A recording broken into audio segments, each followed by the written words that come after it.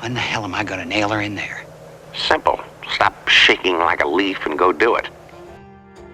The Fallout game series has been going on for nearly 30 years. The first Fallout came out in 1997 and is a top-down isometric game that puts you in the shoes of a vault dweller who has to survive the harsh environments of a post-nuclear war. The second game would come out a year later and largely followed the same design. After a couple side quests, the series would fall into the hands of Bethesda Game Studios, who would take the series from the top-down traditions into a fully fledged 3D experience. Now you're probably wondering why I'm talking about a video game series so much when I really don't do video games. Well, on April 11th, and depending on when this releases, could be tomorrow, the Fallout TV series on Amazon Prime drops, so I figured there really is no better time than now to talk about the film that inspired Fallout, the 1975 post-apocalyptic science fiction film, A Boy and His Dog. Now, like with most of my videos, I'll be discussing the story of the film in its entirety, so there will definitely be spoilers. The film takes place in the far-off distant future of 2024. JFK was never assassinated, and the world is in shambles after the effects of World War III. Our two main characters in the film are Vic, played by a young Don Johnson, and his dog Blood, played by Tiger. The two travel the wasteland together, each one relying on the other for survival. Vic uses his brutish ways to scrounge up food, while Blood uses his abilities to find Vic women. There really aren't any good guys in the film, no one to really root for. Vic is a horrible person that does horrible things, but that's kind of the point. Even after some rovers find and assault a defenseless woman, all Vic can think about is how he could have gotten laid. Hell, they didn't have to cut her. She could have been used 2 or 3 more times. Blood is probably the only likable character in the movie. It doesn't hurt that he's a dog, but he's by far the most intelligent and most human. Blood can talk in the movie, telepathically. While it's not expressly stated how he can talk, in the novella it's revealed that he's the ancestor of dogs that were experimented on prior to the war using dolphin spinal fluid. This somehow made the dogs much smarter and over time developed telepathic abilities, which came in very handy during World War III. But because of this experiment, the dogs all lost their ability to hunt, which is now why Blood relies on Vic to find him food. I'm hungry. You already said that, goddammit, and I just said... I can't do good work when I'm hungry. The two are looking for what Blood describes as Over the Hill, a supposed promised land that is full of green grass and clean water. However, in order to get there, they'll need to deal with rover gangs, slavers, and even radioactive ghouls. Desperate for food, Vic steals some canned goods from a slaver caravan, unaware that he's being watched by 3 mysterious figures. After the war, what's left of society is really only hanging on by a thread. Currency no longer exists, and in its place, the trading of canned goods is used for various services. Vic and Blood hit up the Turf, which is basically a strip mall, I guess. You can get haircuts and showers, but the main attraction are the movies. The entire thing is just cobbled together garbage that looks like it could collapse at any given moment. Weapons aren't allowed inside to keep things somewhat safe, and a canned good is necessary for entry. During an adult film, which seems to be the only kind that are shown at the Turf, Blood senses a female in the vicinity. Vic doesn't take this too seriously because a lone woman would not last very long with all these men around. The film often got criticized for being misogynistic, but that wasn't the point when Harlan Ellison wrote his novella. The entire point of the story was to show how awful humanity would become after such a devastating conflict, and not just how badly women would suffer, but everyone. After promising to get Blood some popcorn, he points out the woman in the crowd, and the two start to follow her through the wasteland. They come to an opening of a long-buried YMCA where the woman is hiding, but Vic hesitates because he says this is where the Screamers are holed up. Blood assures him the Screamers aren't inside at the moment, so Vic climbs down. Vic finds the woman changing and bull rushes her before she can get completely dressed. Now, something that really stands out is just how clean her clothes are. Up until this point, everyone else is just in dirty rags, but this young woman is wearing newly cleaned clothes.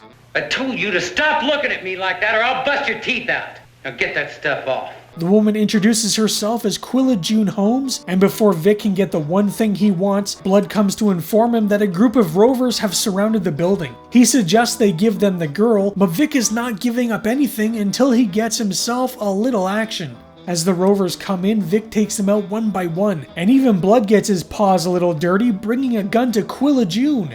They begin to get overwhelmed, but Blood comes up with the ingenious plan of pretending there's screamers inside and scaring the remaining rovers off. It works, but Blood is badly injured by another dog during the fight. The real thing. Move. Just as things start to look good, however, the actual screamers make their return. The three manage to find a boiler to hide inside while the radioactive ghouls roam around. While they're hiding out, Quilla actually makes a move on Vic, which he doesn't actually see coming and kind of confuses him. Generally, when he's out roaming for women, they aren't so willing. Blood goes out to make sure the screamers have all left, while Quilla June talks about the Down Under where she's from and how they'll have a nice life there. But Vic doesn't want to go to any Down Under. Blood and Vic have a little heart-to-heart, and when Vic gets back, Quilla June knocks him out and takes off. You're not thinking clearly. You can't go down there and ever hope to come back, and she knows it. Vic is pretty damn pissed that she could just take off like that, so he's making his way to the Down Under while an injured Blood protests that he shouldn't. Poor Blood is battered and bruised and doesn't want Vic to leave, but Vic is dead set on finding Quilla. The Down Under is some kind of facility or biosphere. Vic comes to a room that has plant life and rows of headstones, and then he's suddenly attacked by a man. When he comes to, he's being bathed by the residents of the Down Under. Now, why their faces are covered in weird clown-like makeup, I have no idea. It could just be a fashion choice or a form of conformity and control. Anyone that doesn't fall in line in the Down Under or follow the rules are sent to the farm where they're never ever seen again. A fake cause of death and fake funeral are set up so no one ever questions where they've gone. Sure did yourself proud, Missy. The committee won't forget it, no sirree. That'll be put on the committee right away, like we talked about. Quilla June was sent to the surface for a purpose. It was her responsibility to get Vic to come to the underground. Those people earlier in the film watching Vic were part of the committee, and they chose Vic for a very special purpose. Quilla is upset because she was promised to be placed on the committee, but if she continues giving them trouble, there's a possibility she could be sent to the farm. The committee is so nuts that they even send one of their dogs to the farm because they think he's been talking to Vic. Vic is brought in front of the committee and he's told why he was brought down there. The men of Topeka, where the underground is located, have become sterile from living underground for far too long and can no longer get their women pregnant, so it's pretty obvious what they want Vic for. You mean you want me to knock up your broad? However, it's not exactly how he thought it would be, and I'll leave what this machine is doing up to your imagination.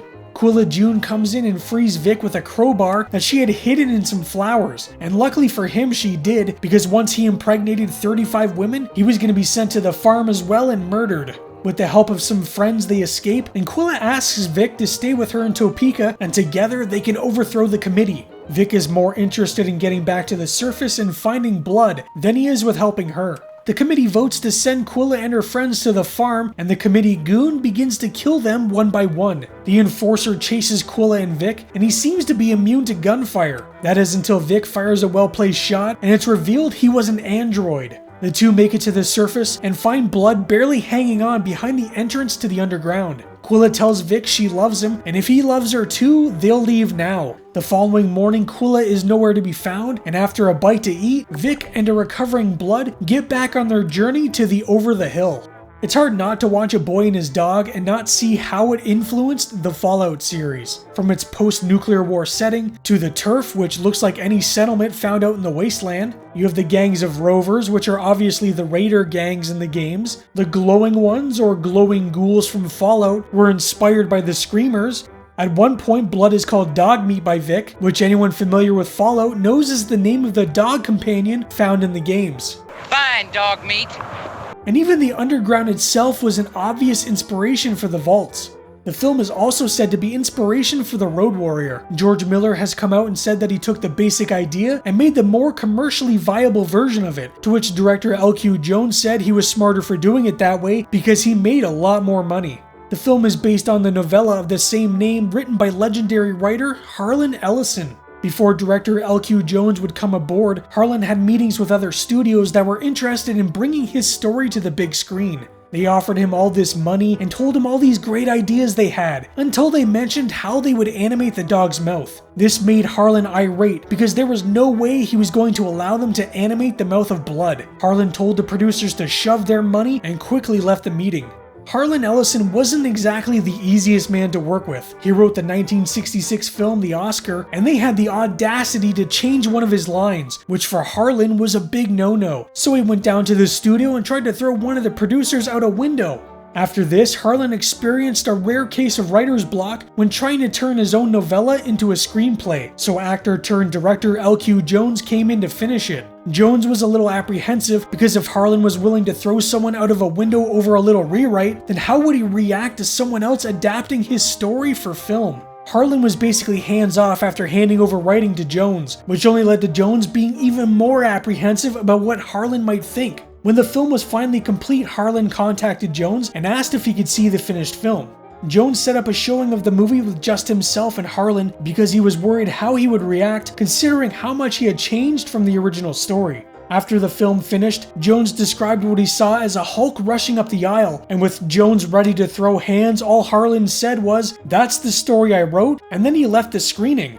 The film nearly got a PG rating. Despite all the nudity, violence, and language, the MPAA, for whatever reason, was asleep at the wheel. Generally, most directors have their movies cut to pieces by the MPAA, but here, nothing. It was L.Q. Jones himself who took the film back to the MPAA and explained to them why it should be rated R. He was afraid of what would happen if children saw the movie. However, in a strange twist, during one of the screenings, a woman brought her children with her to see it. A few days later, Jones spoke to the woman, and she told him that the only thing they remember is the dog. All the violence and nudity washed right over them, but the talking dog was the one thing they all remembered. She told Jones that the kids even started playing a game called Blood Says, a take on Simon Says. The movie was not a very big success when it came out, and has really only become something of a cult hit in more recent years. There had been talk of a sequel that L.Q. Jones claimed he had started working on that would see a female character named Spike take over Blood after killing Vic at the very end of A Boy and His Dog. The film would have been called A Girl and Her Dog and would have been seen through the eyes of a woman, though a much more fierce and violent character than even Vic's.